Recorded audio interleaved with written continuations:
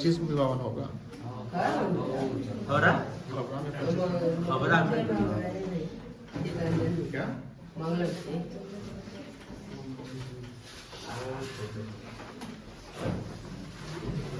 एक कौशिक आ गया। हाँ बैठो हाँ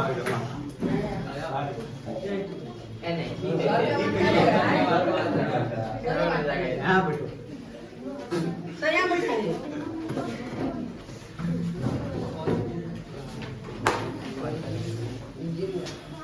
रिकॉर्डिंग चालू है ना? हाँ सर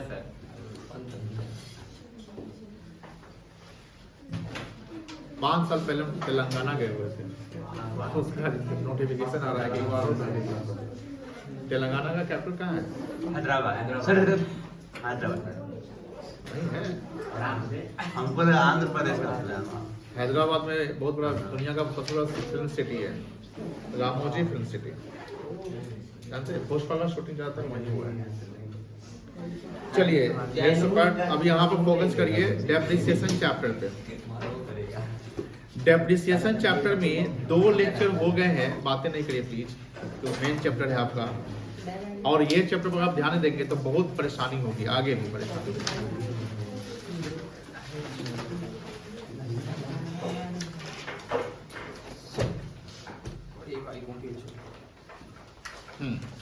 तो डेप्रिसिएशन चैप्टर में 2 लेक्चर अभी तक निकल गए हैं, और 2 लेक्चर जस्ट अब बेसिक कॉन्सेप्ट्स ऑफ डेप्रिसिएशन क्या है कि what is depreciation, depreciation charge कैसे होता है, डेप्रिसिएशन क्या होता है, किस पे चार्ज करते हैं, कौन सा अकाउंट के नेचर का होता है। तो बेसिकली डेप्रिसिएशन जो है वो नॉमिनल अकाउंट नेचर का होता है। डेप्रिसिएशन कौन सा अकाउंट होता है? नॉमिनल अकाउंट होता है, और नॉमिनल अकाउंट का रूल होता है debit all expenses and losses, credit all income and. तो डेप्रिसिएशन नॉमिनल अकाउंट नेचर का होता है, और डेप्रिसिएशन मेरा एक ऑपरेटिंग नॉन कैश एक्सपेंस होता है। इसलिए डेप्रिसिएशन को हम क्या करते हैं, प्रॉफिट एंड लॉस अकाउंट में डेबिट साइड डालते हैं, और मशीनरी कोई भी एसेट्स पे जब हम चार्ज करते हैं तो क्या करते हैं, क्रेडिट करते हैं। अकाउंटिंग जानते हैं कि अकाउंटिंग डबल एंट्री सिस्टम पे बेस है, और डबल एंट्री सिस्टम का रूल कहता है कि every transaction has its two impact, that is debit and credit with equal value. Lecture 2 जो कल चला था, लेक्चर 2 काफी इंपॉर्टेंट लेक्चर था, क्योंकि इसमें कुछ टेक्निकल बातें बताए गए थे। जैसे पॉइंट नंबर 5 बोलता है कि जब date of acquisition of assets नहीं दिया रहता है, तो वहां पर जो हम डेप्रिसिएशन चार्ज करेंगे उस एसेट्स पे, तो वो फुल ईयर का चार्ज कर लेंगे। कोई दिक्कत नहीं है, पहला पॉइंट ये था। उसका कल एक और पॉइंट बताया गया कि अगर मान लो कि परसेंटेज ऑफ डेप्रिसिएशन या रेट ऑफ डेप्रिसिएशन दिया हुआ है, लेकिन the word per annum word mentioned नहीं है, तो वहां पर सीधा हम मंथ बेसिस पे नहीं निकालेंगे, पूरे साल भर का वहां पर फ्लैट निकाल लेंगे। हमने एक कैलकुलेशन बताया था कि अगर आप जैसे एक एसेट हम जुलाई में खरीदाया तो उसमें हम 9 महीने का निकाले, तो ये रॉन्ग है। रॉन्ग इसलिए है क्योंकि यहाँ पर percentage at the rate of 15% लिखा हुआ है, पर एनम नहीं लिखा हुआ है। इससे हम लोग ने क्वेश्चन भी कराया था। उसका एक कॉन्सेप्ट करा गए थे शॉर्ट्स में, ब्रीफ में, कैपिटल एक्सपेंडिचर्स के बारे में कि any expenditure incurred on purchase of assets up to the date of put to use. ये वर्ड लिखवाया भी गया था कि those expenditures incurred on the value of fixed assets up to the date of put to use is called capital expenditure and it will be the part of the assets. Okay, यानी put to use का मतलब हमने कल बताया भी था, practically यहाँ समझाया था कि पुट टू यूज का मतलब होगा जब एसेट्स आपका यूज में आ गया तो उसको हम बोलते हैं पुट टू यूज। जैसे मान लो कि फर्नीचर फिटिंग्स का काम करवाना है, एक शोरूम बना रहे हैं, उसमें फर्निशिंग का काम करवाना है, होता है ना फर्निशिंग। अब हमने मान लो कि लकड़ी खरीदा, लकड़ी ना तख्ता वगैरह खरीदा, ठीक है, उसका कारपेंटर को बुलाया, कारपेंटर वो काम कर रहा है, वो 20 दिन 25 दिन पूरा कारपेंटर का काम में लग गया, तो सिर्फ लकड़ी की कॉस्ट तो नहीं होगी फर्नीचर की आइटम, उसमें बढ़ई जितना काम कर रहा है उसको भी तो हम किस में जोड़ेंगे, फर्नीचर के वैल्यू में ही जोड़ेंगे ना, जब तक फिटिंग्स ना हो जाए। इसलिए लिखा था फर्नीचर एंड फिटिंग्स, आपने एसेट्स में देखा होगा फर्नीचर एंड फिटिंग्स। अभी रिसेंटली सिंगल इंट में शॉप फिटिंग्स लिखा हुआ था, ऐसा था। तो शॉप फिटिंग का मतलब क्या होगी, जो शॉप बना रहे, किराना दुकान या कोई भी दुकान बना रहे, उसमें फर्निशिंग का आइटम पूरा करा रहे हैं, तो that all the part of the capital expenditure. Capital expenditure क्यों है, बिकॉज वो लॉन्ग टर्म पर्पस के लिए हो जाता है। बढ़ी का काम आप करवा रहे हैं तो फर्स्ट टाइम करवा रहे हैं, हाँ उसका टूट फाट हो जाए, रिपेयर मेंटेनेंस करवाते हैं तो वो आपका रेवेन्यू कहलाएगा। तो और एक चीज और ध्यान रखना है कि बैलेंस शीट में अगर एसेट्स दिखता है तो सारे एसेट्स के साइड का आइटम को हम कैपिटल एक्सपेंडिचर बोलते हैं, शॉर्ट में फाइनेंशियल टर्म इसको कैपेक्स कहते हैं, cap x, CAP, cap EX, x cap मतलब कैपिटल, एक्स मतलब एक्सपेंडिचर। तो कैपेक्स एक्सपेंडिचर हुआ जो एसेट्स पर खर्च करते हैं, और रेवेन्यू एक्सपेंडिचर क्या हुआ जो रेगुलर खर्चा मेरा जो होता है। कोई दिक्कत नहीं है, यहां तक हम लोग सीख लिए थे। अभी तक हम इसका अकाउंटिंग यानी जर्नल एंट्री नहीं सीखे। तो आज का जो लेक्चर 3 है काफी इंपॉर्टेंट है। क्यों इंपॉर्टेंट है? बिकॉज यहाँ पर आप जर्नल सीखेंगे और जर्नल से ही हम बनाते हैं लेजर। तो जर्नल काफी इंपॉर्टेंट है कि जर्नलाइजिंग ऑफ ट्रांजेक्शन्स कैसे होंगे, क्या ट्रांजेक्शन हुआ। क्यों देखो, जो जर्नल एंट्री करते हैं तो जर्नल एंट्री दो चीज का होता है, ट्रांजेक्शन एंड इवेंट्स का होता है। किसका किसका होता है? ट्रांजेक्शन एंड इवेंट्स का। अब ट्रांजेक्शन जो होता है वो डे टू डे जो ट्रांजेक्शन हो रहे हैं, जो एक्सचेंज हो रहे हैं गुड्स एंड सर्विस के, उसको क्या बोलते हैं? ट्रांजेक्शन। और इवेंट्स क्या होता है? The result or outcome of transaction is called events. The result or outcome of transaction is called event. जैसे मान लो कि हमने एसेट्स सेल किया, हमने एसेट्स सेल किया, तो एसेट सेल करना क्या है? ट्रांजेक्शन एक इवेंट है। एसेट सेल करना ट्रांजेक्शन की इवेंट है, ट्रांजेक्शन से। बट एसेट सेल करने में दो रिजल्ट आ सकता है, इधर प्रॉफिट और लॉस। तो दैट प्रॉफिट और loss will not be the transaction event. वो ट्रांजेक्शन का रिजल्ट है कि हम सेल किए तो रिजल्ट आया प्रॉफिट या लॉस। तो जो प्रॉफिट या लॉस है वो क्या कहलाएगा? इवेंट कहलाएगा। अब यहाँ बात हो रही कि जब हम जर्नल करेंगे, वो जल्दी बैठो ना, तुम लोग क्या कर रहा है?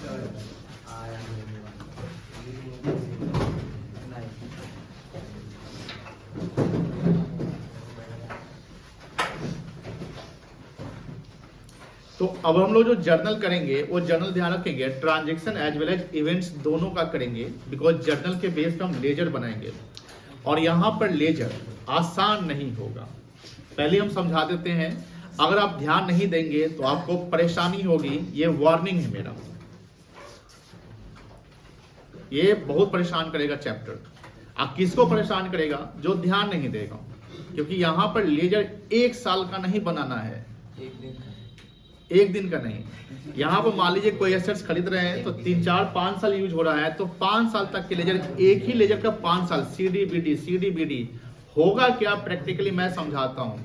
बहुत नहीं, आप बिजनेस शुरू किए या बिजनेस चल रहा है, आपने एक एसेट्स खरीदा, आज खरीद लिए, 6 महीने बाद हो सकता है कि एक और एसेट्स खरीद लिया, फिर एक और एसेट्स खरीद लिया। हो सकता है कि जो पहले एसेट्स था उसको आपने बेच दिया। अब वो कब बेचे, उस पर क्या लॉस है, क्या प्रॉफिट है, यानी कैलकुलेशंस यहाँ पर होंगे। यहाँ कैलकुलेशंस किस चीज के होंगे? प्रॉफिट और loss on sale of assets. और क्या कैलकुलेशन होंगे? Depreciation on assets. तो ये ध्यान रखना है कि ये चैप्टर जो है अभी तक का सबसे बढ़िया चैप्टर है। ये बढ़िया चैप्टर क्यों है? क्योंकि आगे जो आप चार्टर्ड अकाउंटेंसी करोगे, आगे आप MBA करोगे, आप कहीं जॉब करोगे, अगर उस सब जगह डेप्रिसिएशन का यूज होता है। बिकॉज आपकी जो जॉब होगी, जो जॉब पोजीशन होगी, जनरली अकाउंटिंग सेक्टर में होगी, अकाउंटिंग डिपार्टमेंट में होगी, अकाउंट्स डिपार्टमेंट, फाइनेंस डिपार्टमेंट में होगी। अब फाइनेंस डिपार्टमेंट, अकाउंट्स डिपार्टमेंट वाले का क्या काम है? अकाउंटिंग करना। अब जो अकाउंटिंग करेंगे तो किसका करेंगे? जिस कंपनी में आप जॉब कर रहे हो उसी कंपनी का करेंगे ना, दूसरे कंपनी का आप तो नहीं करेंगे। अब जिस कंपनी का आप अकाउंटिंग कर रहे हैं उस कंपनी में BRS भी हो रहा होगा, और जितने भी उसके एसेट्स होंगे, जितने भी उसके क्या होंगे? एसेट्स होंगे। मान लो मशीनरी है, बिल्डिंग है, लैंड है, वो एसेट्स आ रहा है, जा रहा है, कोई ट्रांसपोर्ट कंपनी का है, कोई जैसे टाटा मोटर्स हो गया, ये सब कंपनी। अब सारे एसेट्स का आपको वहां पर अकाउंटिंग करना है भैया, उसके डेप्रिसिएशन। तो ये काफी इंपॉर्टेंट चैप्टर है, इसलिए ध्यान रखेंगे। अगर इसमें आप ध्यान नहीं दे रहे हैं, आप इग्नोर कर रहे हैं, तो बहुत परेशानी होगी, फिर हम जिम्मेवार नहीं होंगे आपके न समझने का। और आप ध्यान देंगे तो ऑटोमेटिकली आपको सब समझ में आ जाएगा। बिकॉज हमने कीवर्ड्स कुछ बताए थे कि जब पढ़ाई करेंगे या डेफिनेट चैप्टर देखेंगे तो उसमें रेट ऑफ डेप्रिसिएशन ध्यान रखिएगा, methods of depreciation, date of purchase of assets, ये सारे चीज ध्यान रखने हैं। क्योंकि ये सब जब हम ध्यान रखेंगे चैप्टर थोड़ा सा इजी लगेगा। नहीं ध्यान रखेंगे चैप्टर में आपको क्या दिख रहा है, क्या लिखा हुआ है, बुझाएगा ही नहीं, पता नहीं चलेगा। जैसे कल एक एग्जाम्पल कराए थे और सवाल जो है वो टेबल फॉर्म में नहीं आएंगे, सवाल ऐसे ही आएंगे। ये तो सवाल का एक छोटा सा पार्ट है, ये सवाल का छोटा सा पार्ट है। आप में से कोई बच्चे घर पे किताब अगर देखे होंगे कि डेप्रिसिएशन चैप्टर की किताब क्वेश्चन को देखते हैं तो आपको लगा कि बहुत बड़ा क्वेश्चन है, और आपको देखने से लगा होगा कि भाई कैसे होगा। अभी तक तो अगर आप क्वेश्चन देख लिए होंगे इसलिए आपको लगा कैसे होगा, इसलिए हम अभी आपको किताब लाने के लिए मना करते हैं कि भाई किताब नहीं लाइए। जो चैप्टर इजी होता है हम बता दें कि चैप्टर ठीक ठाक है, इजी है, ये चैप्टर ठीक ठाक है, लेकिन उसके लिए है जो कंसिस्टेंट और ध्यान दे रहा है, नहीं तो परेशानी होगी। तो अभी हम लोग टाइम वेस्ट ना करके हम लोग अकाउंटिंग एंट्री पे फोकस करेंगे, और अकाउंटिंग एंट्री हम लोग रटेंगे नहीं, आप सब लोग को अकाउंटिंग एंट्री बताना है कि हाँ इसका ये एंट्री होगा, उसका वो एंट्री होगा, ठीक है ना। लिखिए लेक्चर नंबर 3 में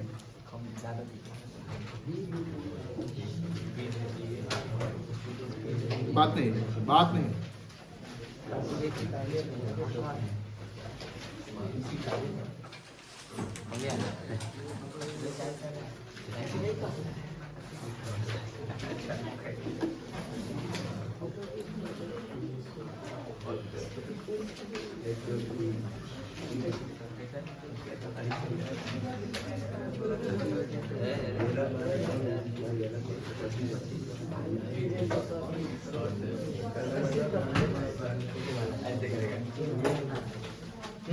ऋषभ लिखो।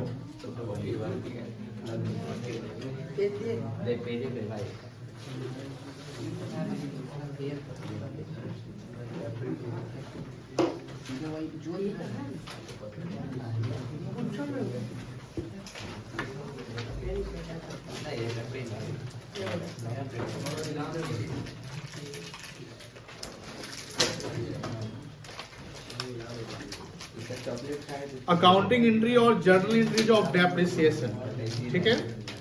सबसे पहले इसमें क्या ध्यान देना है, जब बिजनेस शुरू होगी तो सबसे पहले एसेट्स हम लोग बाई करेंगे। क्या करेंगे? When assets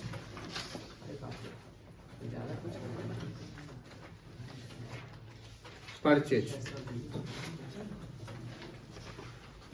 when assets purchase, जब हम एसेट्स परचेज करेंगे तो क्या होगा? केस ए एसेट्स बढ़ेगा ऑन कैश। कैश में अगर हम एसेट्स खरीदेंगे इसकी क्या एंट्री बनेगी? कैश कम जाएगा और एसेट्स क्या एंट्री बनेगी? Assets account debit to cash या बैंक अकाउंट, ठीक है। अगर मेजर वॉल्यूम का है तो आप बैंक वर्ड यूज कर लीजिएगा। एसेट्स अकाउंट डेबिट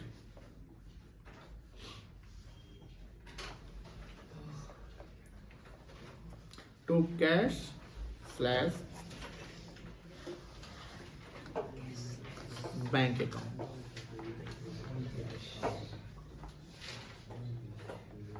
नरेशन क्या होगा?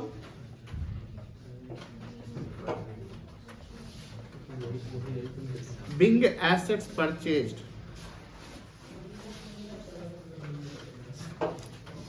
on cash. अगर हम क्रेडिट में खरीदे,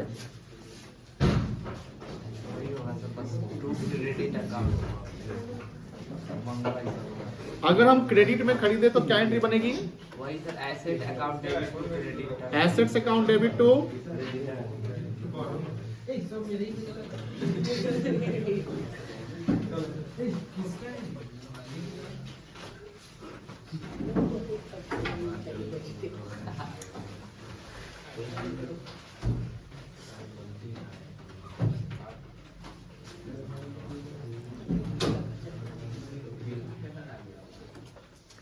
टू क्रेडिटर्स अकाउंट, यही ना होगा?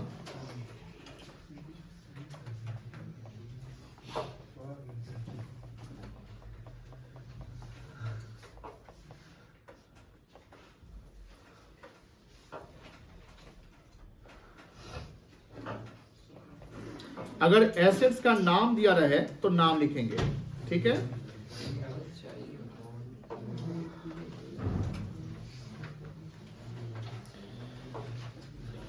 पहला पॉइंट हो गया। अब जैसे कल हमने एग्जांपल देखे थे कि जो भी एक्सपेंडिचर इनकर्ड होता है on asset up to the date of put to use, वो एसेट्स का पार्ट होगा। व्हेन वेजेज और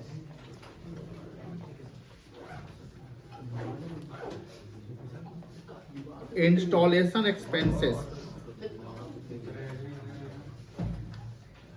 और freight paid on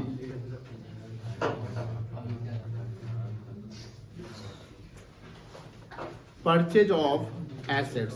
बताइए इसका क्या एंट्री बनेगा? When wages or expenses or freight paid जब कोई वेजेज या उस एसेट्स पर इंस्टॉलेशन कराते हैं या कोई फ्रेट पे किए एसेट्स पे, जब हम परचेज कर रहे हैं तब पेड कर रहे हैं, क्या एंट्री बनेगी? assets account debit assets account debit to cash या बैंक अकाउंट, क्योंकि सेम एंट्री यहाँ पर, क्योंकि आप फ्रेट अकाउंट डेबिट नहीं करेंगे। फ्रेट अकाउंट डेबिट तो फ्रेट का पार्ट हो गया, ये तो एसेट्स का पार्ट होगा, दैट्स व्हाई एसेट्स में जुट जाएगा, तो एसेट्स अकाउंट को डेबिट करेंगे।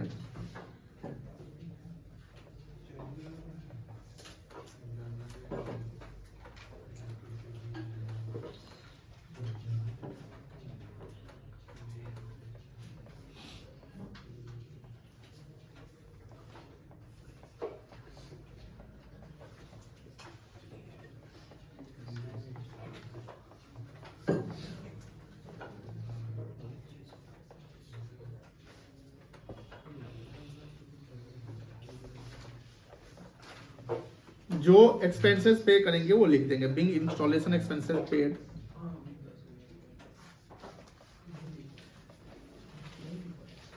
ऑन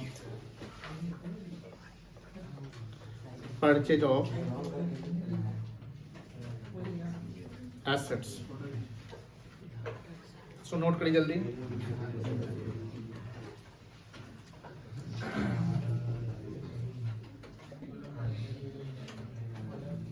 चलो यहाँ देखिए, ये जो यहाँ पर एसेट्स जो हम खरीदे और एसेट्स पे जो हमने एक्सपेंसेस पेड किया, यहाँ पर ये जो एंट्री होगी ये डेट ऑफ परचेज, यानी जो डेट ऑफ परचेज कर रहे हैं ना उस डेट को करेंगे। अच्छा लेकिन जब हमने एसेट्स खरीद लिया, उस पर इंस्टॉलेशन करा लिया, वो एसेट्स अब यूज में आ गया, तो पूरे साल भर उसमें यूज होंगे, एंड साल भर यूज होने के बाद उस पर चार्ज क्या करेंगे हम?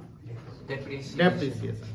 तो ध्यान रखेंगे during the year depreciation charge नहीं होता है। end of the year charge जो एसेट्स पे डेप्रिसिएशन जो होगा वो at the end of the year होगा। कब होगा?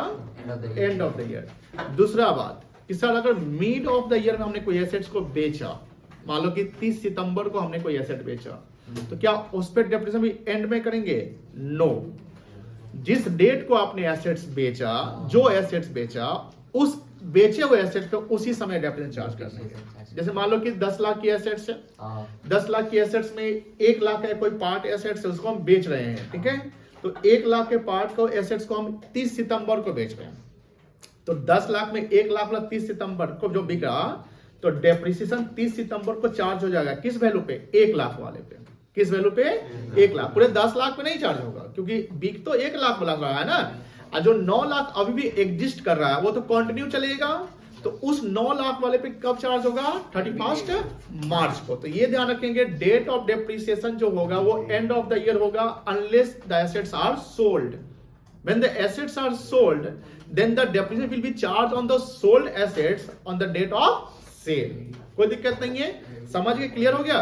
तो डेप्रिसिएशन को चार्ज करने के समझिए नियम समझिए कि सर वो साल के अंत में होना है, और अगर एसेट बिक रहा है तो जब भी बिकेगा उसको वहीं पे चार्ज कर लेंगे, बिकॉज हमारे पास एसेट्स रहेंगे ही नहीं तो उस पर हमारा वियर टियर थोड़ी होगा, जो खरीदेगा उसका वियर टियर होगा ना। ध्यान रखिएगा, एसेट्स पे डेप्रिसिएशन चार्ज क्यों होता है? Due to wear and tear. आप उसको यूज कर रहे हैं, वियर एंड टियर हो रहा है तब चार्ज करें, जब आप एसेट बेच ही दोगे तो उसमें वियर टियर हो ही नहीं रहा है, जिसके पास गया वो अपना चार्ज करता है। समझ गए ना? हमें अकाउंटिंग तो हम अपना करेंगे, दूसरे की अकाउंटिंग थोड़ी करेंगे। और एक चीज और, जो चीज हम खरीद रहे हो हमारे लिए एसेट्स है, लेकिन जो बेचने वाला है उसके लिए थोड़ी एसेट्स होगा। जैसे ट्रैक्टर, शोरूम से मैं ट्रैक्टर खरीदा, तो ट्रैक्टर मेरे लिए क्या है? एसेट्स। मान लो कि हमको खेती बाड़ी करनी है तो एसेट्स हो गया, लेकिन शोरूम वाले के ट्रैक्टर क्या था? स्टॉक, गुड्स है, स्टॉक है, तो शोरूम वाला डेप्रिसिएशन चार्ज नहीं करेगा। चार्ज किसको करना है? वो नेचर पकड़ना है कि गुड्स किसके लिए और एसेट्स, तो डेप्रिसिएशन चार्ज एसेट्स पे होता है, गुड्स पे नहीं होता है। कोई दिक्कत नहीं है। थर्ड पॉइंट लिखिए,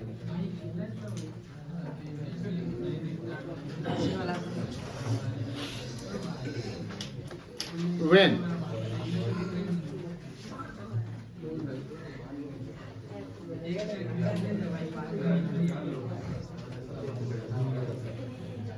depreciation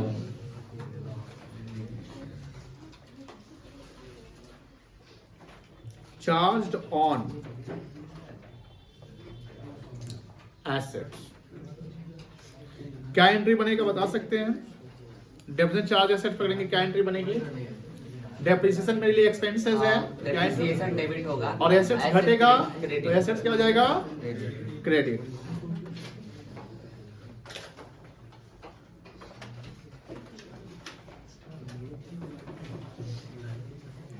depreciation account debit to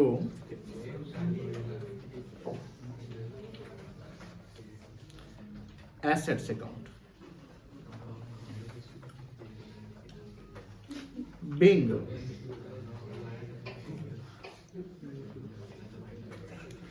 depreciation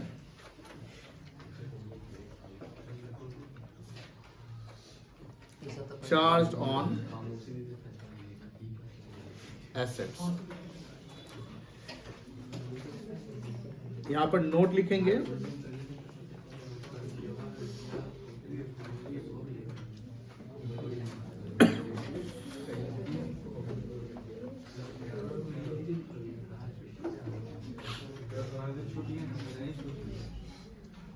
Jayant क्या करने आए?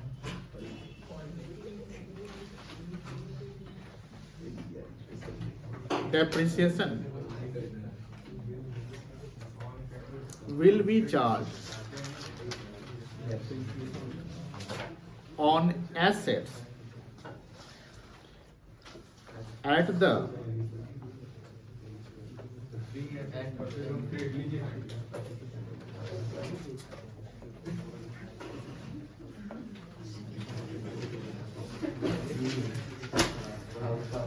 end of the year। ठीक है, हाँ बातें नहीं करिए। If any part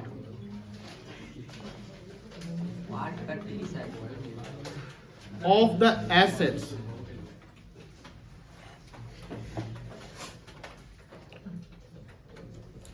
if any part of the assets are sold during the year accounting year, then depreciation will be charged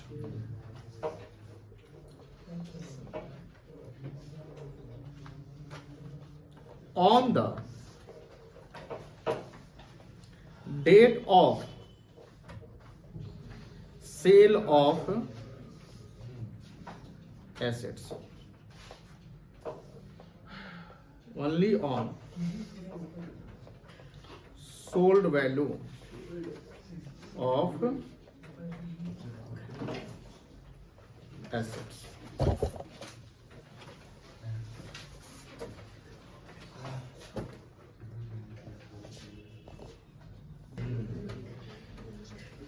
आप देखो डेप्रिसिएशन हमारे लिए, ध्यान सुनिएगा, डेप्रिसिएशन हमारे लिए ऑपरेटिंग एक्सपेंस है, डेप्रिसिएशन नॉन कैश एक्सपेंस है। अब सर रेवेन्यू एक्सपेंस है कि कैपिटल एक्सपेंस, ये भी बताना पड़ेगा। डेप्रिसिएशन हर साल चार्ज होता है, that's why depreciation revenue expense है।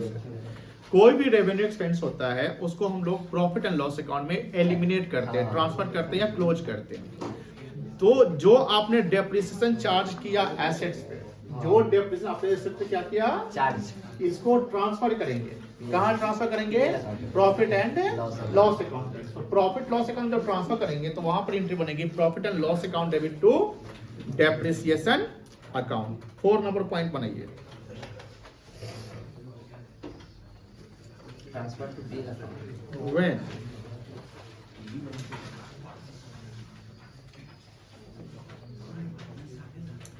depreciation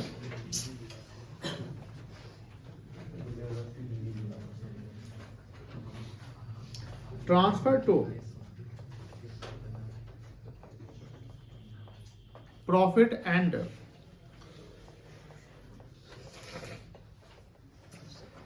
loss account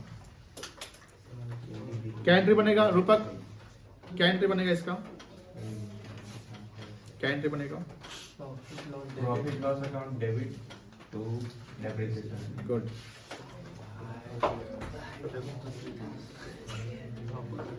profit and loss account debit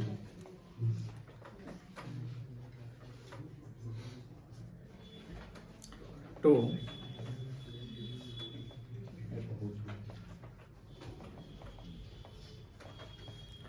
depreciation account.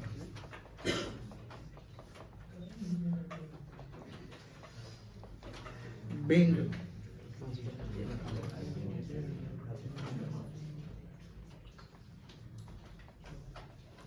depreciation transfer to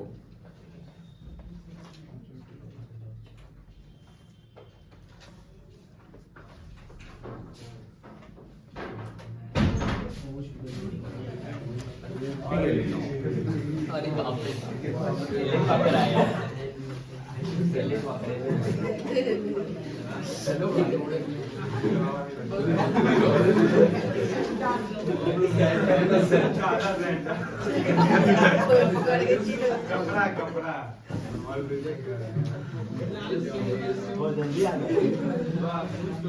हो गया. चलिए अब अपने दांत सबको मत दिखाइए, अब पढ़ाई पे ध्यान दीजिए.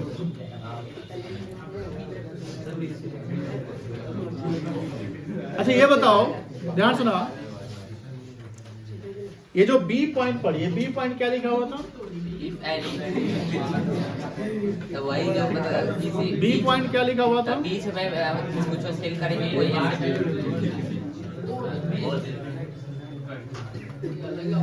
जिसको बात करना है प्लीज बाहर चले जाइए. आप दो चार का कारण सारे को डिस्टर्ब हो रहा है.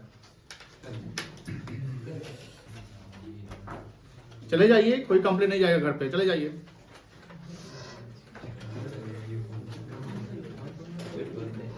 यहाँ क्या करने आए? पढ़ने आए ना, तो सिर्फ पढ़ाई पे फोकस करना है, बातें करना है, आराम से बाहर जाइए, कोई कंप्लेन घर पे नहीं जाएगा आपका.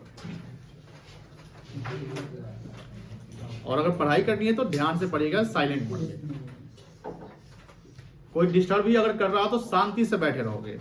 ये मत बोला कि डिस्टर्ब कोई कर रहा है.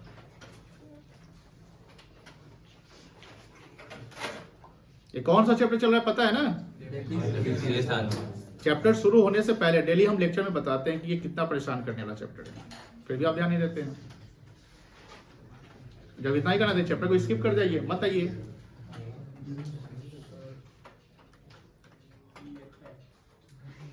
ध्यान रखेंगे, किसी को कोई डिस्टरबेंस अगर किसी से हो रहा है, आराम से आप शांति रखेंगे. कोई आप नॉइज क्रिएट मत करिए प्लीज. आपके नॉइज क्रिएशन से दूसरे को दिक्कत होती है, क्लास डिस्टर्ब होता है, क्लास का टाइम वेस्ट होता है. बी पॉइंट क्या था वो समझिए. बी पॉइंट हम पूछेंगे, Ajay Jayant stand up, stand up, explain B point.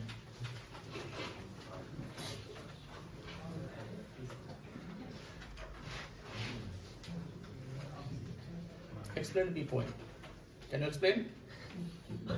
No. जो एक्सप्लेन कर सकता है हैंड रेज करिए.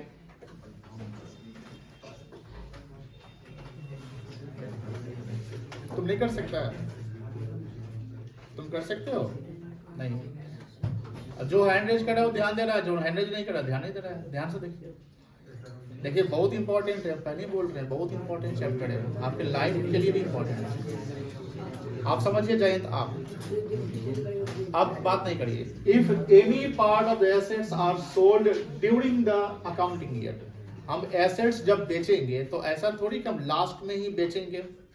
और जब हमको कभी एसेट्स को रिप्लेस करना पड़े, रिप्लेसमेंट का मतलब क्या होता है कि ओल्ड वन को आप एक्सचेंज करके न्यू वन लेंगे. तो if any part of the assets are sold during the accounting year, then depreciation will be charged on the date of Sale of it. sale of the assets. But which assets? Only the sold value of the assets. तो अब बात होती है कि sir asset पर depreciation charge कर लेंगे, मान लो कि 30 सितंबर को चार्ज कर दिए। हाँ। कब चार्ज किए? 30 को। अब कोई भी डेप्रिसिएशन ट्रांसफर कहाँ होगा? पीएल। मेरी बात समझ आ रही है? हाँ। तो अब बताओ कि जैसे पहला पॉइंट था कि डेप्रिसिएशन हमेशा एंड में चार्ज होता है, हाँ। जब तक एसेट बिक ना जाए, और बिका तो जब बिका तो उसी दिन चार्ज कर लो। तो सर मान लो कि 9 लाख का एसेट था, उसमें हमने एंड में कर लिया चार्ज, हाँ। और जो 1 लाख का एसेट बेचा उसको 30 सितंबर को चार्ज किया। हाँ। तो यहाँ पर अलग डेप्रिसिएशन आएगा, यहाँ पर अलग आएगा, तो दोनों को तुमको पीएल में डालना है। हाँ। तो जो एसेट सेल हो रहा है, मान लो 30 सितंबर को सेल हुआ, तो 30 सितंबर को डेप्रिसिएशन चार्ज किया, हाँ। तो डेप्रिसिएशन को हम ट्रांसफर कहाँ करते हैं? पीएल में। इसका डेट क्या होगा? क्या जिस दिन हम सेल किए उसी दिन पीएल में ट्रांसफर कर दें? नहीं सर, शायद पीएल में ट्रांसफर कब होगा? लास्ट में, and of the year. Profit and loss account हमेशा लास्ट में बनता है, क्योंकि प्रॉफिट लॉस अकाउंट में सिर्फ ओनली एक खर्चा नहीं डालते हैं। बहुत खर्च। प्रॉफिट लॉस अकाउंट में पूरे साल भर के एक्सपेंस को डालकर हम रिजल्ट निकालते हैं कि क्या प्रॉफिट या क्या लॉस हुआ है। ध्यान रखेंगे। तो प्रॉफिट लॉस अकाउंट हमेशा नहीं कि एसेट बेच दिए तो पीएल बना लो। अरे भाई, तो साल में हो सकता है 5 बार एसेट बेचेंगे तो 5 बार पीएल बनाएंगे तो गड़बड़ हो जाएगा, टाइम कंज्यूमिंग प्रोसेस हो जाएगा, इकोनॉमी लॉस हो जाएगा, आपका कहीं कहने की कॉस्ट आपको ज्यादा इनकर करने पड़ेंगे। अकाउंटिंग करते समय हमें हर चीज को ध्यान रखना है कि सर अकाउंटिंग करते समय ऐसा नहीं कि हमेशा अकाउंटिंग का हमेशा बुक्स ऑफ अकाउंट हर महीना क्लोज करें, तो हर महीना क्लोज करें तो टाइम ज्यादा लगेगा। जहां टाइम ज्यादा लग रहा है, क्योंकि आप तो टाइम नहीं लगाओगे, आपका अकाउंटेंट लगाएगा, आपका स्टाफ लगाएगा, तो उसको पेमेंट ज्यादा करना पड़ सकते हैं। तो पीएल अकाउंट हमेशा एंड ऑफ द ईयर बनता है, तो डेप्रिसिएशन आप कभी भी चार्ज करो, बस वो एंड ऑफ द ईयर। हमेशा पीएल में ट्रांसफर कब होगा? And of the year. मान लो कि 1 लाख पे 10,000 चार्ज हुआ 30 सितंबर को, 9 लाख पे 90,000 चार्ज हुआ 31 मार्च को, तो 90,000 प्लस 30 सितंबर का जो डेप्रिसिएशन था, मान लो कि 6 महीने का ही है 10%, तो 5,000 चार्ज हुआ। 1 लाख पे 10% 6 महीने का कितना आएगा? 1 लाख का 10,000 तक, और 6 महीने का 5,000 हो जाएगा, और जो 9 लाख का 10% 90,000 हो गया, तो टोटल कितना हो गया? 95,000। तो that all amount of depreciation, that is 95,000, will be transferred to the profit and loss account at the end of the year. तो पीएल में हमेशा depreciation and of the year में डालेंगे। ये डेट बहुत इंपॉर्टेंट है, जब हम लेजर बनाएंगे तो उसमें डेट मेंशन करने पड़ेंगे। एक चीज ध्यान रखिएगा, जो डेप्रिसिएशन चार्ज होगा वो हर साल चार्ज होगा। डेप्रिसिएशन जो ट्रांसफर होगा पीएल में, वो हर साल होगा जब तक आप एसेट्स को कैरी ऑन कर रहे हैं। लेकिन यहाँ जो शुरुआत के पहला एंट्री और दूसरा एंट्री हर साल नहीं होगा, ये एंट्री रिपीट नहीं होगा। ये एंट्री कब होगा? जब हम एसेट्स खरीदेंगे। ये एंट्री कब होगा? जब एसेट्स को खरीदने पे, सॉरी ये तो क्रेडिट वाला है। ये एंट्री कब होगा? जब एसेट्स को हमने खरीदा, उसका हमने एक्सपेंसेस इनकर्ड किया। तो ये हमेशा नहीं होने वाला, ये उसी समय होगा जब ट्रांजेक्शन होगा। These are the transactions. अब ट्रांजेक्शन के बाद जो ये डेप्रिसिएशन वो इवेंट है, क्योंकि वियर एंड टियर हुआ तो एक इवेंट आया कि डेप्रिसिएशन चार्ज हो गया। अब बात होती है कि सर रिपीटेडली एंट्री, जैसे मान लो 4 साल का अकाउंटिंग करना है, हमने एक ही मशीन खरीदा, 4 साल उसको यूज किया और 4 साल का अकाउंटिंग करना है, तो जो मशीन खरीदा उसको एक बार ये एंट्री कर दिया, खरीदने का एंट्री मान लो ये एंट्री कर दिया। लेकिन 4 साल जब अकाउंटिंग करने के लिए बोला, तो डेप्रिसिएशन जो आप चार्ज करोगे ये वाला, वो 4 साल चार्ज करोगे। मान लो कि 18-19 से तो 19 में चार्ज हो गया, तो 19-20 हो गया, तब 20 में चार्ज हो गया, फिर 20-21 से तो 21 में चार्ज हो गया, फिर 21-22 से तो 22 में, मतलब कि 31 मार्च के डेट को। और हर साल जब डेप्रिसिएशन चार्ज होगा तो 4 साल का डेप्रिसिएशन 4 साल, मान लो कि 19 में चार्ज हुआ तो 19 में पीएल में भी डाल दिए, फिर 20 में चार्ज हुआ 20 में पीएल में डाल दिए, फिर 21 में। तो डेप्रिसिएशन रिपीटेड एंट्री होगा एवरी ईयर। दैट्स वाई ध्यान रखिएगा, अकाउंटिंग प्रोसेस इसके बहुत ही अच्छे तरीके से करने पड़ेंगे। आप इसमें अगर गलत करेंगे तो फिर सारा आंसर आपका गलत हो जाएगा। यहाँ तक अभी जो पढ़े यहाँ तक कोई दिक्कत नहीं हुआ। अभी इसमें हम बहुत सारी एंट्री नहीं बताए, जैसे हाँ जैसे तो मशीनरी है, जो वियर एंड टियर हुआ तो हम लोग उसको रिपेयर करवाएंगे, तब तो सर वो फिर से सर फंक्शनल है तो वियर एंड टियर करेंगे, ठीक है, वियर एंड टियर से हम रिपेयर करवाएंगे, बट वियर एंड टियर से जब रिपेयर करवाएंगे उसके बाद अगर मार्केट में उसको हम सेल करेंगे, सेम कॉस्ट प्राइस मिल जाएगा जितना हम खरीदे हैं। लेकिन सर जितना डिप्रिसिएशन लगा है उतना तो नहीं लगना चाहिए था। नहीं, देखिए रिपेयर मेंटेनेंस तो आपका एक, हम अगर एसेट्स पे कोई एक्सपेंडिचर करा रहे हैं, ओनली रिपेयर करा रहे हैं, तो रिपेयर से उसकी एसेट्स की एफिशिएंसी लॉन्ग टर्म में नहीं बढ़ती है। Long term in the sense कि अगर आप एसेट्स को खरीदते हैं तो एसेट खरीदने का मकसद ही ना कि 4 साल 5 साल 10 साल चले, है ना। लेकिन छोटा सा कोई एसेट्स में फॉल्ट आ गया, उसका वेयर टेयर, जैसे कार खरीदा आपने, अब कार खरीदा, उसमें मान लो कि 6 महीना चलाया, उसमें उसका मतलब कि कार टायर पंचर हो गया, उसमें आप खर्चा कर दो, रिपेयर है। अब जैसे पंचर हो गया तो कार पंचर से पहले मतलब पंचर जब नहीं था, जो चल रहा था, पंचर हुआ तो चल नहीं रहा है, पंचर बनवा दिया था फिर चलने लगा, तो अब हम बोलेंगे सर एफिशिएंसी तो बढ़ गया ना, पंचर था तो चल ही नहीं रहा। देखिए वो पंचर तो रेगुलर एक्टिविटी है, वो हर 6 महीना 3 महीना पे कहीं ना कहीं ये प्रॉब्लम तो आ सकता है, तो वो रेवेन्यू है। रिपेयर मेंटेनेंस एसेट्स में करा रहे हैं, वो रेगुलर टाइप का खर्चा है, उसको रेवेन्यू मानेंगे, उससे एसेट्स का एफिशिएंसी नहीं बढ़ेगा। बट एक सिस्टम जो अकाउंटिंग सिस्टम कहता है कि हमको हर साल एसेट्स पे, क्योंकि एसेट्स की जो ओरिजिनल वैल्यू है और 5 साल बाद जो वैल्यू होगी, सेलेबल वैल्यू होगी, उसमें काफी डिफरेंस होंगे। मान लो कि हम 5 साल में बेचेंगे, अब 10 लाख का एसेट्स खरीदा, 5 साल बेचने जाएंगे तो हमको हो सकता है कि 5 लाख 6 लाख 7 लाख मिले, तो 2-3 लाख का गैप हुआ ना, तो उस गैप को आप 5वें साल में नहीं खत्म करोगे, उस गैप को ईयर बाय ईयर खत्म करोगे, बिकॉज ईयर बाय ईयर आप यूज कर रहे हैं, यूज करने से उसकी एसेट्स की थोड़ी वैल्यू, मार्केट वैल्यू कम रही है। The reason for charging depreciation on the assets are many, that is wear and tear. Wear and tear जानते हैं कि जब टूट फाट होता है थोड़ा बहुत होता है, बट टूट फाट होने के बाद अगर रिपेयर करवाते हैं तो पूरा न्यू नहीं दिखता है, ध्यान रखेंगे। कार का अगर एक्सीडेंट हो गया, उसका आप या कुछ भी डेंटिंग सेंटिंग कुछ भी हो गया, उसका आप गैराज में जाके ठीक करवाते हो, क्या एग्जैक्ट न्यू कार दिखता है? नहीं दिखेगा। तो वियर एंड टियर से रिपेयर करवाए तो उसका एग्जैक्ट नहीं होगा। दूसरा कि इफ्लक्शन ऑफ टाइम, शुरुआत के डेफिनेशन का जो डेफिनेशन लिखवाए थे उसमें लिखवाया था इफ्लक्शन ऑफ टाइम, याद होगा कहीं पे? इफ्लक्शन ऑफ टाइम का मतलब टाइम का पास होना, पासेस ऑफ टाइम, समय जैसी बीतता है तो एसेट्स के वैल्यू क्या होते हैं? गिरने लगते हैं। तो गिरने लगते हैं तो ऑब्वियस बात है कि जो गिरने लगे उस टर्म को क्या कहेंगे, उस वैल्यू को क्या कहेंगे? तो उस वैल्यू को हम कहेंगे डेप्रिसिएशन कहेंगे। आप कहेंगे सर लॉस कह सकते हैं, देखिए अकाउंट्स के सिस्टम में अकाउंटिंग कॉन्सेप्ट, अकाउंटिंग स्टैंडर्ड ने बोला कि भैया इसको डेप्रिसिएशन वर्ड यूज करेंगे, ठीक है, कोई दिक्कत नहीं है। और क्या है? Permanent fall in the market value. Permanent fall होता है, जैसे मान लो कि कार का नया वेरिएंट आता है, तो ऑब्वियस बात है जो पुराने वेरिएंट के कार है आपके, उसके परमानेंटली वैल्यू क्या हो गए? गिर गए। टेक्नोलॉजी का चेंज होना, इन्वायरमेंट पूरा डायनेमिक होता है। जब इन्वायरमेंट डायनेमिक है तो उसमें भी क्या होता है ना कि नया जब कोई चीज आता है तो उसी का जो ओल्ड प्रोडक्ट है उसकी वैल्यू क्या हो जाती है? गिर जाती है। मैं बात करता हूं एसेट्स की, मशीनरी की। आज देखिए मशीनरी में भी एडवांस वर्जन ऑफ मशीनरी आ गया। डिफेंस इक्विपमेंट्स की, जो डिफेंस लेवल पे है, कोई बड़े ट्रक की बात करते हैं, ट्रैक्टर की बात करते हैं, आप कार की बात करते हैं, एवरीथिंग जो एसेट्स समय के अनुसार वो उसकी वैल्यू क्या होती है? रिड्यूस होती है। The reduction in the value of asset is called depreciation. The reduction in the value of asset is called depreciation. कोई दिक्कत नहीं है। अभी तक हमने जो एंट्री किया सीखा, उसमें क्या सीखा कि सर एसेट खरीदने का, एसेट्स को फिर डेप्रिसिएशन चार्ज करने का और डेप्रिसिएशन को पीएल में ट्रांसफर करने का।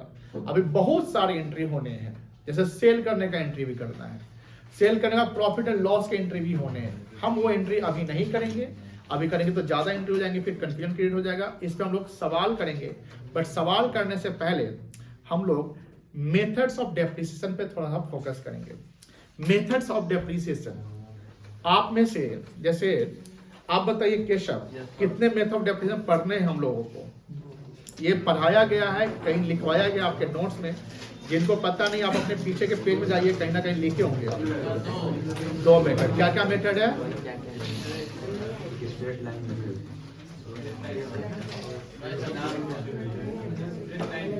देखिए इसका मतलब ये है कि जो मैं वार्न करता हूं तो आप लोग नहीं देखते। हमने क्या बोला कि जब चैप्टर चल रहा है तो उस चैप्टर को घर पे प्रॉपर्ली रिवाइज करने हैं। थर्ड पॉइंट क्या है? Methods of depreciation. 2 मेथड है, स्ट्रेट लाइन मेथड और रिटर्न ऑन वैल्यू। इसके 2 और नाम है, डिमिनिशिंग और रिड्यूसिंग। ये कल भी रिवाइज कराए गए थे।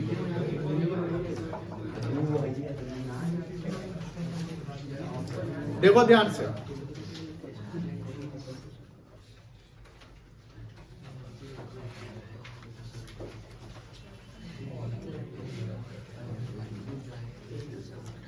Methods of depreciation. लिखोगे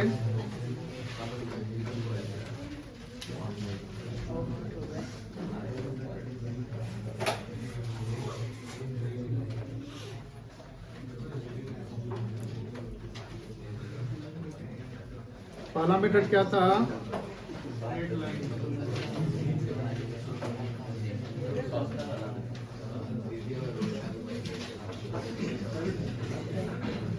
स्ट्रेट लाइन मेथड, शॉर्ट में क्या बोलेंगे? SLM और इसका एक और नाम है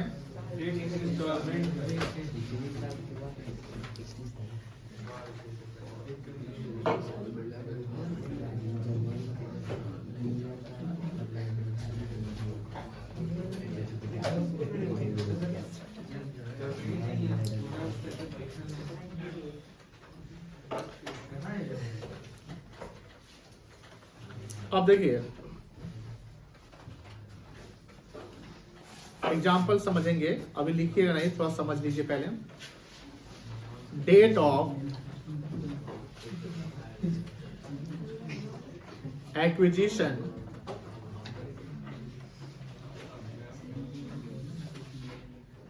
ऑफ एसेट्स। अच्छा, एसेट्स में हम लोग मशीनरी लिख लेते हैं।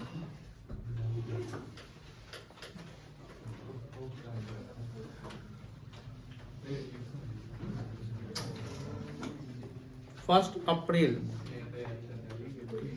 2019,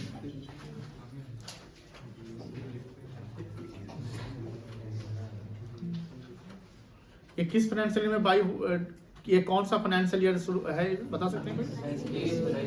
19-20। Value of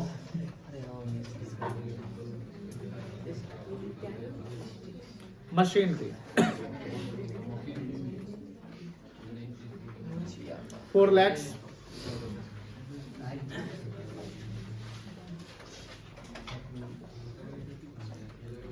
Methods of charging depreciation जो है SLM।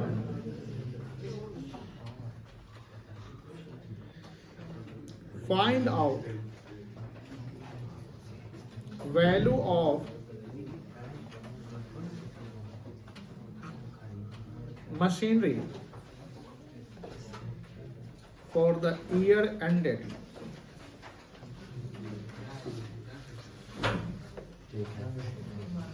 SLM मेथड से निकालना है।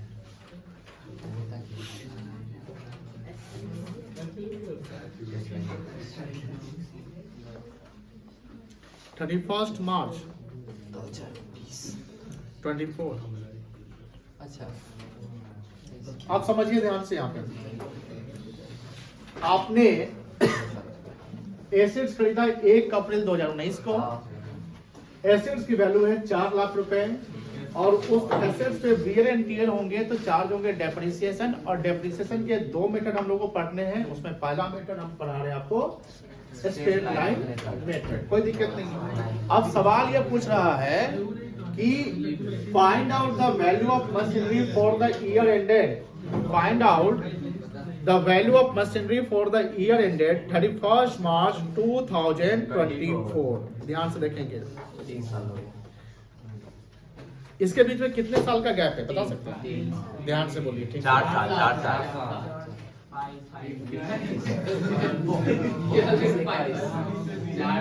19-20 का 4 साल का। जितना भी लोग 4 साल बोला है सब गलत, प्लीज सुनो। 5 साल 5 साल।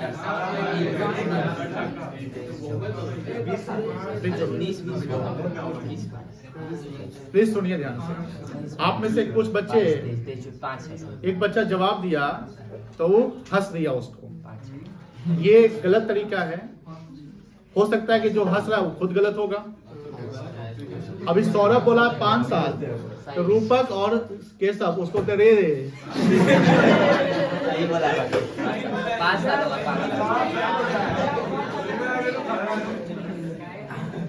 तो हंसने से पहले आप देखिएगा हम पे ना उल्टा हंसी आ जाए। 5 साल सोचिए 19 में कर दे, हाँ 19 20 20 20 21 हाँ 21 22 22 23 23 24 31 बार 24 है ना, हाँ। 23 24 कितना, 5 साल उसको तुम एक बार हंस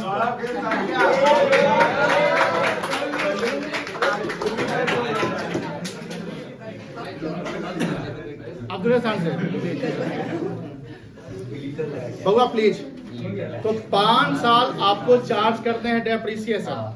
अब सर एसएलएम होता क्या है सर, सवाल तो आप दे दिए, एसएलएम होता क्या है अब समझिए ध्यान से। स्ट्रेट लाइन मेथड डेफिनेशन क्या कहता है, depreciation is chargeable on the value of assets at its original cost every year.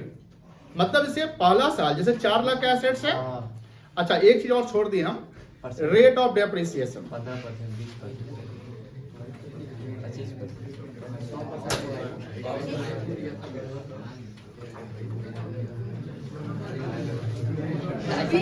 Sir ऐसा फिक्स होता होगा कि मशीन पे इतना लगेगा, इस पे इतना लगेगा?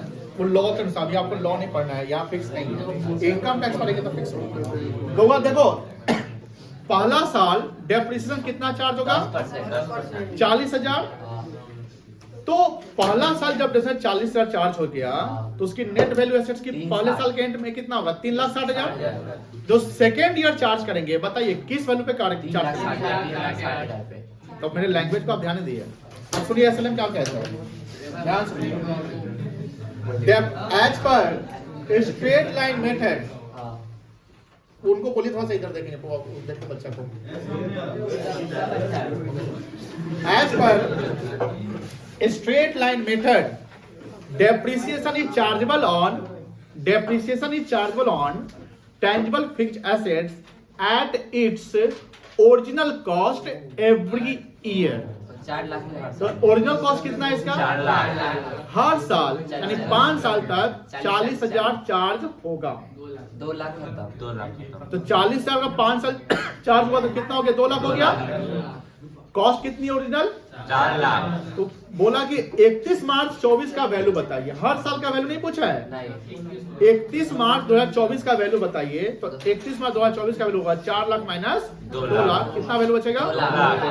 तो एसएलएम ध्यान रखिएगा, एसएलएम कहता है फिक्स्ड इंस्टॉलमेंट मेथड, यानी amount of depreciation will be charge every year on original cost, मतलब परचेज कॉस्ट। जो अभी 3 साल पे आपने कोई बोला फिर घटे हुए पे, उसको हम WDV में पढ़ेंगे, वो भी मेथड है, वो भी पढ़ना है।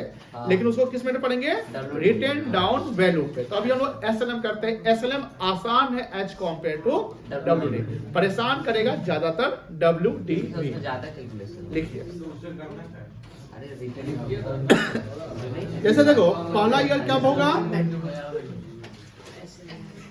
31 दिन 20 हो जाएगा,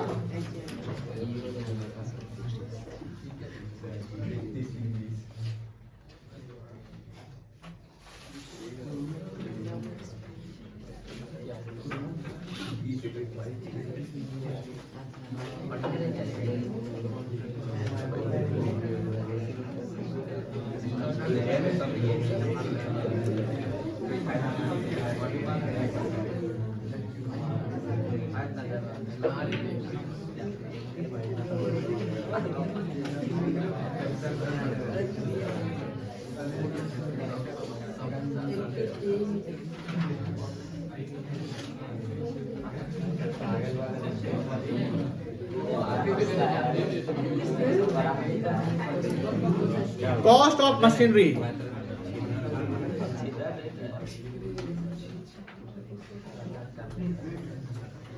4 लाख 4,000 लेस 40,000। डेप्रिसिएशन, डेप्रिसिएशन कैसे निकलेगा, 4 लाख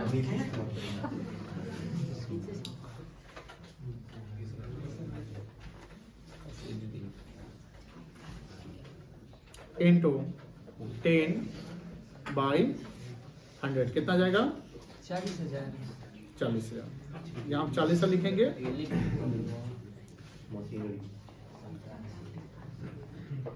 यानी 31 मार्च 20 को इसकी नेट वैल्यू तो 3,60,000 आएगी। उसमें फिर 40,000 माइनस करेंगे, ये हम यहाँ ले लेंगे 3,60,000, फिर 60,000 माइनस, लेकिन डेप्रिसिएशन हम 3,60,000 पर 10% नहीं, कितना लिखेंगे यहाँ पर? 40,000, 40,000। इसकी वैल्यू कितना आ जाएगी? फिर वही 20।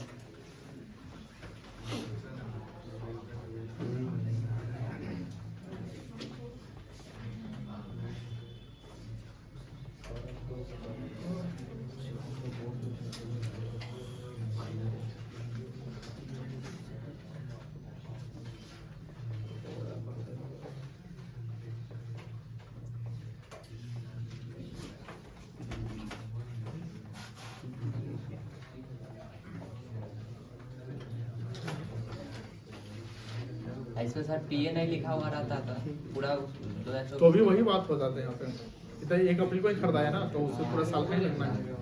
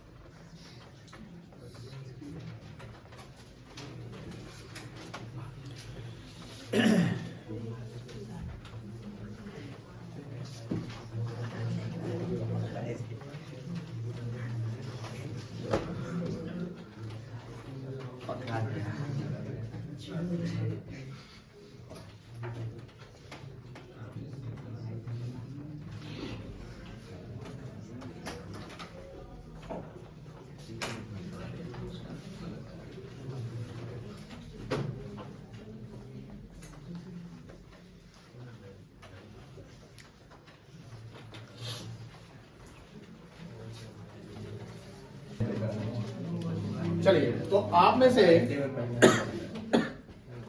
कुछ बच्चे का सवाल है कि सर घटे हुए वैल्यू पर नहीं निकलेगा क्या? निकलेगा, बट हम लोग अभी मेथड जो सीख रहे हैं उस पे नहीं है। हम लोग का मेथड है फिक्स्ड इंस्टॉलमेंट। वर्ड है स्ट्रेट लाइन का मतलब सीधा जो ओरिजिनल कॉस्ट, जो परचेज कॉस्ट है उस पे चार्ज करने हैं। एक चीज ध्यान रखिएगा, यहाँ पर 1 अप्रैल को खरीदाया ऐसे, अगर से 2019 के फाइनेंशियल ईयर में यानी 19-20 फाइनेंशियल ईयर में जो एसेट्स खरीदा था वो 1 अक्टूबर 19 को खरीदा था। इसमें तो हम चेंजिंग लाते हैं, मान लेते हैं यहाँ डेट हम रख दे 1 अक्टूबर 19। ध्यान सुनिएगा, ये सवाल आपको करने हैं, ये सवाल मिलेंगे आपको करने हैं। हम क्या चेंज करेंगे तो सिर्फ यहाँ पर डेट चेंज कर देंगे। तो ध्यान रखेंगे, आपका ये जो डेट ऑफ परचेज होगा वो 1 अक्टूबर 2019 हो गया, ठीक है। वैल्यू 4 लाख है, मेथड SLM है, रेट में 10% पर एनम। तो पर एनम का इंपॉर्टेंस और पर एनम नहीं है तो उसका इंपॉर्टेंस दोनों में अंतर है। अगर पर एनम नहीं रहता तो सर आप कोई भी डेट चेंज कर दीजिए, हम तो सीधा निकाल देंगे। लेकिन हमने डेट चेंज कर दिया और पर एनम है तो फिर तो आपको टाइम बेसिस देना पड़ेगा। और यहाँ पर सवाल यही है कि find out the value of machinery for the year ended 31 मार्च 24। एक मिनट पहले समझा देते हैं। तो पहला साल जो होगा यानी 19-20 में तो आपने एसेट्स खरीदा, पर 19-20 में आपने एसेट्स किस डेट को खरीदा? 1 अक्टूबर 2019 को। तो वो साल जब एंड होगा, वो साल तो एंड यही होने हैं ना, 31 मार्च 2020, और मेथड पे पर एनम वर्ड लिखा हुआ है। तो यहाँ जो वैल्यू ऑफ मशीनरी होगी वो 4 लाख होगी। लेकिन यहाँ पर डेप्रिसिएशन 40,000 नहीं होगा, नहीं होगा। तो सर कितना होगा? पर एनम वर्ड लिखा हुआ है तो अक्टूबर से मार्च तक चलेंगे। पर एनम वर्ड लिखा हुआ तो कितना चलेंगे? अक्टूबर से मार्च। कितना महीना होगा? 6 महीना, आधा साल। तो 20,000 हो जाएगा। तो इसकी वैल्यू कितना आएगी यहाँ पे? 380। तो यहाँ पर कितना आएगा? यहाँ कितना आएगा? 40। यहाँ से सीधा 40 रह जाएगा। क्यों? तो सेकेंड ईयर तो पूरे साल का हो गया। तो SLM क्या करता है? On its original cost. तो ओरिजिनल कॉस्ट कितना है? 4 लाख है। ओरिजिनल कॉस्ट तो 4 लाख ही है ना, तो 4 लाख को 4 हो जाएगा। बन जाएगा? बन जाएगा। बनाएंगे? चलिए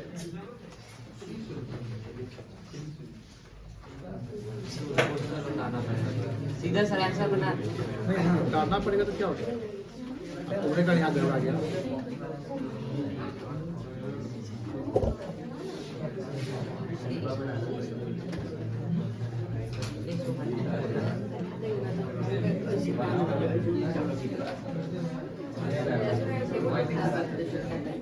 चाहे एक क्वेश्चन खाली कितना होता है?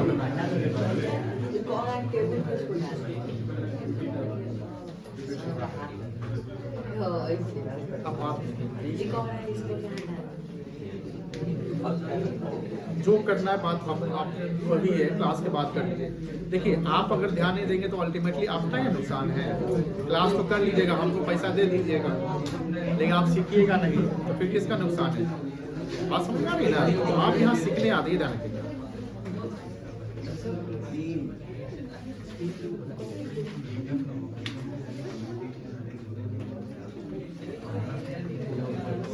देखो हम थोड़ा और चेंज कर दिए, कोई दिक्कत है?